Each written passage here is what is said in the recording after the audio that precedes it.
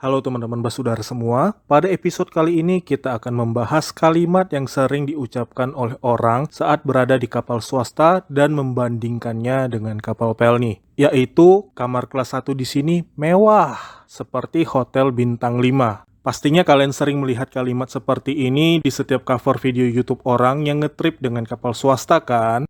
Gini, kamu yakin kamarnya itu beneran sama persis dengan yang ada di hotel bintang 5? Kamu pernah nginap di hotel bintang 5 di mana aja? Ngerti ya? Kalau saya bilang di mana aja, itu artinya seharusnya kamu sering menginap di hotel berbeda dengan bintang yang sama.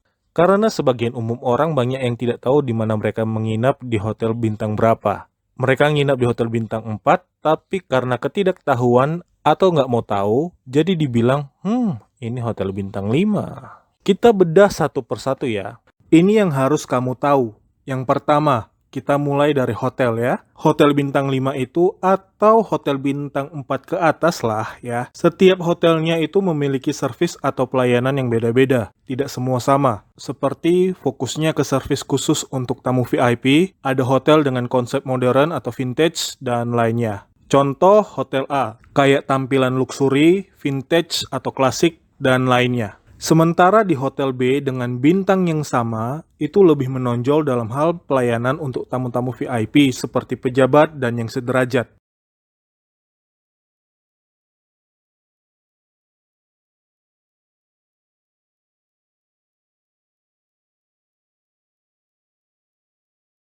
Yang kedua, tipe kamar dan ukuran ruangan kamar. Tipe kamar di hotel bintang 4 ke atas itu biasanya kamarnya deluxe. Kalau hotel bintang 5 biasanya ruangan kamarnya itu luxury, premium, dan harga per malamnya 2,5 juta ke atas. Yang ketiga, kalau di kapal penumpang di Indonesia itu sejatinya memang hotel yang berjalan. Mau itu swasta atau kapal plat merah, masing-masing punya kelebihannya dan nilai jualnya masing-masing. Memang tidak bisa semewah kapal cruise atau kapal pesiar di luar negeri. Karena kalau mau disamakan persis, tidak ada penumpang yang sanggup naik. Kenapa?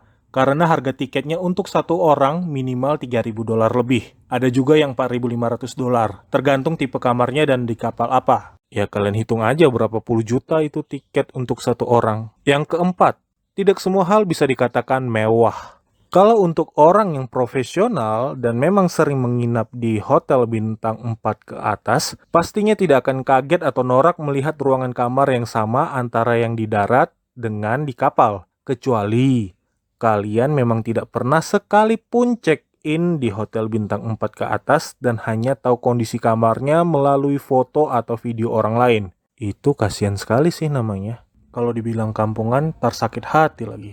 Sampai di sini jelas, karena rata-rata kalau orang yang nginep di hotel itu biasanya mencari yang namanya kenyamanan, bukan nyari yang mewah. Oke, kita akan masuk bedah kamar kelas 1 antara kapal plat merah dengan kapal swasta. Kalau di kapal pelni, ruangan kamar kelas 1A-nya itu sebenarnya kamar tipe standar, twin room, non-smoking. Sayangnya, walau ini kamar non-smoking, tapi masih ada penumpang yang kedapatan atau ketahuan merokok di dalam ruangan kamar kelas 1. Tahu dari mana, Bang? Ya dari baunya dong. Bau asap rokoknya itu kan khas banget ya. Kalau kamar kelas 2 atau kelas 1B yang bertingkat, itu namanya kamar standar, bunk bed, non-smoking. Kalau di kamar kelas 1S yang ada di KM Dorolonda dan di KM Gapulu, itu kamar tipe standar, king bed atau double room, non-smoking. Ya, jadi ada perbedaan. Kalau 1A-nya itu twin room, sementara 1S-nya dia king bed. Jadi seperti itu. Sementara kalau di kapal swasta, kamar VIP-nya itu kamar tipe deluxe twin room.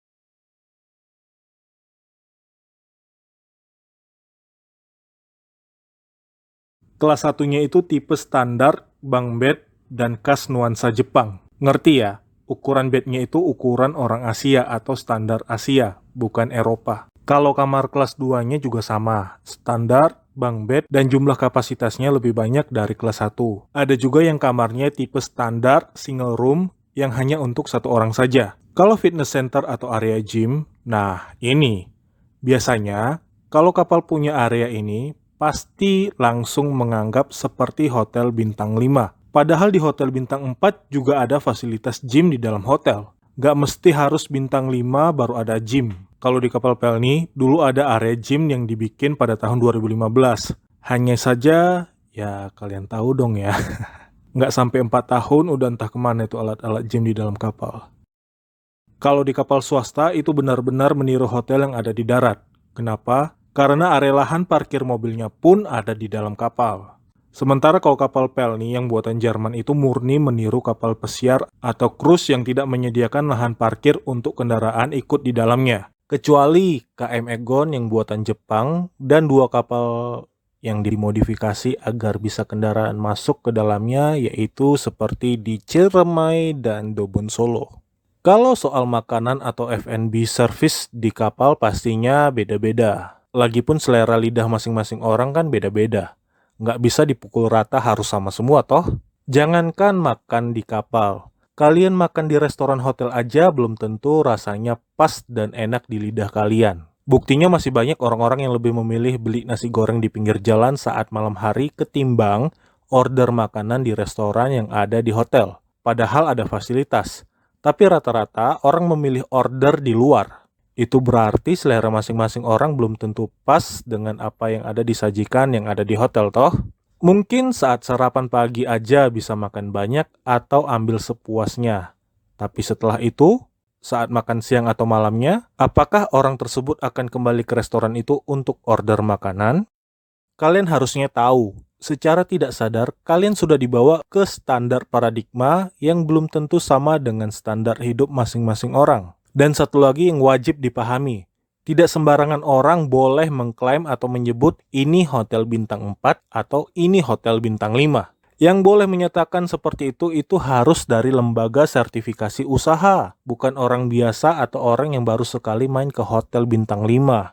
Karena ada penilaian khusus untuk bisa mendapatkan bintang 4 atau bintang 5 seperti pelayanan, produk, lokasi, dan manajemen. Itu semua harus standar pemerintah, proses penilaian dari orang auditor, dan lainnya. Kalau misalnya ada orang yang bilang, wah kapal ini seperti hotel bintang 5, nggak bisa coy, spesifikasinya aja nggak sama. Jumlah kamarnya aja tidak sebanyak dengan jumlah minimum kriteria hotel bintang 5. Contoh, hotel bintang 5 itu minimal harus punya 300 kamar. Itu di kapal yang kalian bilang hotel bintang 5 begitu, jumlah kamarnya ada 300 unit kamar nggak? Kalau kalian bilang, wah kapal ini seperti hotel bintang 5 pada kapal pesiar atau kapal cruise, nah itu baru benar. Karena kapal pesiar itu memiliki jumlah kamar yang lebih dari 2000 kamar. Kalau ruangan kamarnya cuma 30 unit doang, nggak pantas ngomong begitu. Ini kita bahas kamar khusus untuk penumpang. Ini tidak termasuk kamar ABK ya. Dalam hal ini, kalau kita mau meniru kapal pesiar atau cruise ship, di kapal pesiar pun servisnya atau nilai jual mereka juga beda-beda. Sama seperti hotel yang kita bahas di awal. Seperti contoh, kalau di kapal Virgin, itu rata-rata penumpangnya anak muda yang doyan party. Kalau di kapal Disney Cruise Line, itu yang lebih menonjol adalah hiburan dan tematik, yaitu Disney. Yang naik sudah pasti keluarga muda. Di ujung utara ada kapal Ponan, kapal pesiar alur sungai. Kalau kapal Aida, itu mereka lain Eropa seperti Swedia, Polandia, Jerman. Kalau penumpangnya old money, biasanya ada di kapal Royal Caribbean. Ada juga kapal yang lainnya Aussie ke Asia dan masuk Indonesia seperti Norwegian Cruise Line dan Viking. Lalu ada kapal Princess, Celebrity. Ya, kalau kalian penasaran dan meragukan bahan saya ini, silahkan cek aja di sosial media mereka. Banyak kok kapal-kapal pesiar di luar yang bisa dilihat fasilitasnya seperti apa.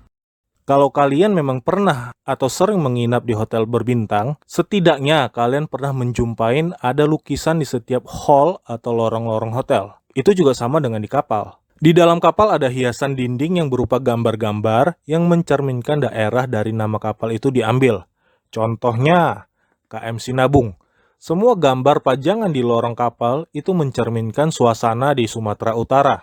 Kalau misalnya gambar itu rusak atau hilang, seharusnya diberi sanksi atau denda selayaknya hotel yang ada di darat. Ada banyak kapal yang gambar hiasan wajib di kapalnya itu sudah hilang, seperti contoh di KM Labobar. Itu gambar-gambar lukisan aslinya yang ada di dalam kapal itu semua hilang. Bahkan gambar Gunung Labobarnya pun hilang. Lalu di KM Gunung Dempo, banyak gambar yang rusak dan hilang. Ada juga di KM Loser, itu pun tidak ada gambar atau lukisan satupun hiasan dinding bawaan dari dulu. Itu semua sebenarnya bisa dibilang aset kapal. Tapi anehnya di kapal banyak gambar yang hilang dan dirusak sama penumpangnya sendiri. Ini gimana sih? Ngakunya pernah nginap di hotel mewah, tapi kelakuannya tidak mencerminkan kalau mereka pernah nginap di hotel mewah. Dalam hal sepele ini aja masih banyak orang yang tidak bisa menjaga sikapnya di dalam kapal. Kalian pasti sering berkata, kapan ya bisa punya kapal pesiar di negara ini? Bagaimana bisa ada kapal pesiar kalau penumpangnya aja nggak bisa diatur atau tidak bisa bertanggung jawab karena perusakan fasilitas yang ada di dalam kapal? Sebelum saya mengakhiri video ini, harusnya kalian sadar dong, kalau memang mau disamakan dengan hotel bintang 5 atau fasilitasnya sama dengan hotel bintang 5, harusnya harga tiketnya nggak segitu juga, keles. Kita ambil contoh ya, kita ambil contoh rute Surabaya-Makassar atau Makassar-Surabaya. Bikinlah di kapal harga kamar VIP-nya 1,5 juta. Itu 1,5 juta nggak salah tuh segitu harganya. Harusnya minimal harganya 3-4 juta untuk jarak satu pelabuhan. Kan hotel bintang 5, fasilitasnya bintang 5. Ya harus disamakan dong. Harusnya minimal harganya 3-4 juta untuk jarak satu pelabuhan. Kalau kita nginap di hotel bintang 5, satu kamarnya aja itu sekitar 2,5 juta per malam. Ya itu juga harus disamakan. 2,5 juta untuk kamar, belum termasuk tarif kapal atau pas pelabuhan dan asuransi. Kalau harga tiketnya cuma 1,5 juta doang, berarti fasilitasnya bukan hotel bintang 5, tapi hotel bintang 4. Karena di hotel bintang 4 ada kamar dengan harga yang terjangkau. Ada yang mulai dari 600.000 sampai 1 juta. Dan itu tetap tergantung tipe kamarnya juga. Gini, kalau kamar tipe deluxe, itu biasanya ada di hotel bintang 2, hotel bintang 3, dan hotel bintang 4. Kapal swasta dengan tipe kamar VIP-nya yang setara dengan kamar deluxe yang ada di darat, ya kalian terjemahkan sendiri aja lah ya. Lagipun nggak usah berlagak hebat atau berduit lah kalau pakai ruangan kamar kelas. Karena secara tidak langsung, kalau kita memang sering menginap di hotel bintang 5, setidaknya kalian harus terbiasa tinggalkan uang tip. Memang tidak dipaksakan sih, tapi itu sudah menjadi kebiasaan tamu selalu memberi tip dengan ikhlas saat akan check out. Mereka itu pasti tinggalkan uang tip untuk housekeeping. Tidak harus selalu dengan uang yang dikasih. Makanan pun juga bisa. Kalau ada tamu yang begitu, itu baru namanya tamu yang berkelas. Kalau nggak pernah ngasih uang tip atau kasih kopi atau makanan ke anak housekeeping, tapi gayanya seperti orang penting atau orang kaya, lu nggak pantas dianggap orang berkelas. Ini harusnya udah jadi rahasia umum, tapi nggak tahu juga ya. Mungkin banyak orang yang nggak tahu tentang hal ini. Oke, jadi sampai di sini materi kita kali ini, dan ini juga sebenarnya bukan materi yang murah atau murahan. Saya penasaran, mereka yang di kantor itu ada yang tahu nggak sih tipe-tipe kamar? Atau ada nggak penumpang biasa selain saya yang selalu langganan Pelni ya, yang tahu tipe-tipe kamar dan servis tamu yang benar itu bagaimana? Ada nggak sih? Karena saya tahu seperti apa tipe kamar di dalam kapal, makanya saya jarang sekali kasih lihat ruangan kamar kelas di setiap video perjalanan saya dengan kapal Pelni. Kenapa? Supaya orang-orang tidak membandingkannya dengan yang ada di kapal swasta. Karena sekarang ada banyak orang lain yang membandingkannya melalui video mereka, maka sekarang saya kasih paham dari keadaan yang sebenarnya.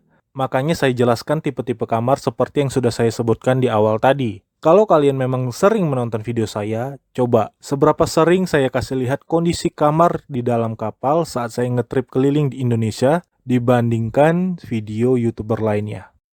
Mereka aneh-aneh lagi. Udah jelas-jelas itu tulisannya kamar kelas 1, tapi mereka selalu bilangnya kamar VIP. Kok buta huruf kah atau apa ya? Sekarang saya mau tanya ke kalian, dan jawab di kolom komentar ya. Kalau dikasih pilihan, kalian pilih yang mana? Kamarnya bagus, mewah, tapi kapalnya nggak nyaman saat cuaca buruk? Atau kamarnya standar or biasa, tapi kapalnya nyaman saat cuaca buruk? Ini kita bicarakan soal kamar kelas yang ada di dalam kapal. Kalau kelas ekonomi atau barat, di semua kapal itu sebenarnya sama. Tergantung tahun kapan kapalnya didesain. Desain tahun 80-an, desain tahun 90-an, atau desain tahun 2000-an yang seperti di beberapa kapal swasta.